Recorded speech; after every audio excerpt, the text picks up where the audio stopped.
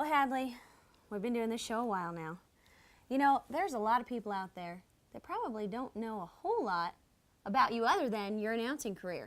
I don't know how many folks know that you used to have a band called Hadley Barrett and the Westerners. Well, I did, and you know, everybody comes from somewhere. There's always a little background that creates the plateau that you're on. I started out though riding bareback horses and bulls. Didn't have money enough for a car and a horse. I liked to rope better than I liked to ride bulls, but you know, economics kind of took care of that. And then the band started at an early age. I really didn't have, I don't think I really had ambitions of being a rodeo announcer. I don't know when I even began listening to a rodeo announcer. Probably when he said my name. We're all a little like that, you know. That's right. You kind of puff up when someone announces your name. Yeah, you do. You do. That's right. Well, you kind of fell into that as an accident too, didn't you? Someone. I did. A friend of mine that was a rodeo announcer, and these were smaller rodeos where the committee and the people that hired him would allow him to compete in the bull riding, which he did. But obviously, you had to have someone fill in for him when he rode his bull. He and I became acquainted, and probably through, you know, the tailgate with the guitar and finding out that I could talk to people a little bit, he asked me to do that. And that's where it all began. I started doing that, and then... Then you took his job. I did. Well, it wasn't just like that. He became ill one day at a rodeo that I had filled in for him the day before.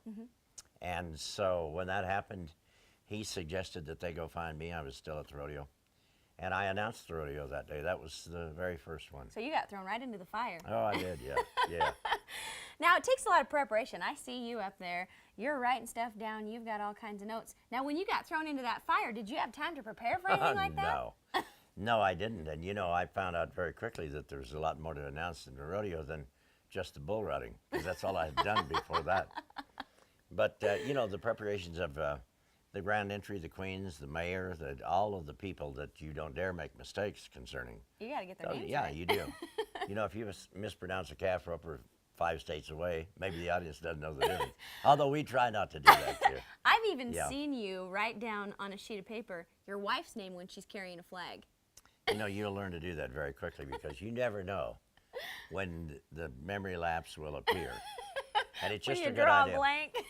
Well, and you know, you're talking about the preparation and the study, and I do make a lot of X's and O's and things like that on a day sheet as reminders for me, and on the livestock as well. But it's kind of like Linus and his blanket. You know it's there. So if you got it over your shoulder, you don't put it around you because you're not cold. But if you do get cold, you know it's there. That's right. Yeah.